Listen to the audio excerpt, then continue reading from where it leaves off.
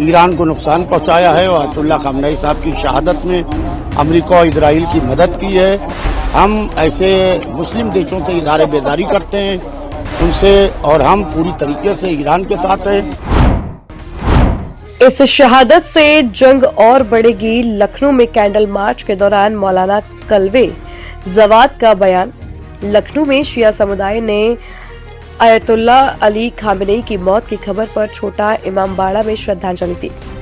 मौलाना कल्वे जवाद ने कहा कि इस शहादत से युद्ध और बढ़ेगा।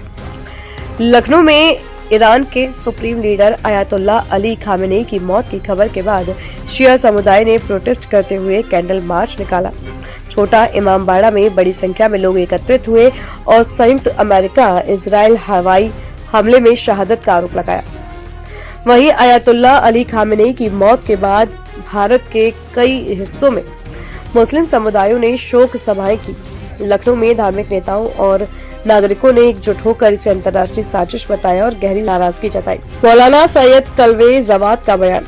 लखनऊ में शिया धर्मगुरु मौलाना सैयद कल्वे जवाद ने अमेरिका और इजराइल पर कायरतापूर्ण हमले का आरोप लगाया।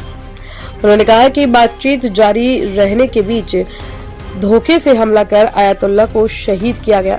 उन्होंने उन खबरों को झूठा बताया जिनमें कहा गया था कि खामेनेई बंकर में छिपे थे। लोग रो रहे हैं और जब एक आंसू हुकूमत के लिए खतरा होता है तो सोचिए ये जो अरबों लोग पूरे विश्व में जगह जगह रो रहे हैं, उनके आंसुओं का क्या हुकूमत पे असर होगा।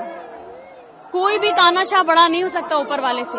और खामेनेई साहब हमेशा मानवता पसंद रहे, इंसानियत पसंद रहे। और आज आप देखिए कि कितने लोग विश्व में जगह जगह उनके लिए रो रहे हैं, मातम मना रहे हैं। और हम लोग यहाँ पर आकर के बस यही संदेश देना चाहते हैं कि हम सब लोग भी इस दुख में सम्मिलित हैं। और अमेरिका जिस तरह से जो भी ये वॉर कर रहा है ये नाकाबिले बर्दाश्त है। और भारत की सरकार को भी बताना पड़ेगा कि वो किस ओर है, क्योंकि हर एक भारतवासी आज गम में डूबा हुआ है, ईरान के साथ खड़ा है। देखिए, आयतुल्लाह सैयद अली खामनेई साहब की शहादत हो चुकी है। आज पहली रात है कि हम खामनेई साहब के बगैर आज रात गुजारने जा रहे हैं। लिहाजा इस वक्त छोटे इमामबाड़े से लेके बड़े इमामबाड़े तक के बहुत ज़बरदस्त तरीके से विरोध प्रदर्शन, एक प्रोटेस्ट मार्च हम निकालने जा रहे हैं। और हम यहाँ के ऊपर कैंडल मार्च निकाल के अमेरिका और इजराइल और उन मुस्लिम देश, सो कॉल्ड मुस्लिम देश, जिसके अंदर बहरीन है, जिसके अंदर यमन है, जिसके अंदर इजराइल है, सऊदी अरब है, पूरी तरीके से ये वो देश हैं जिन्होंने पूरी तरीके से ईरान को नुकसान पहुंचाया है और आयतुल्लाह खामनेई साहब की शहादत में अमेरिका और इजराइल की मदद की है।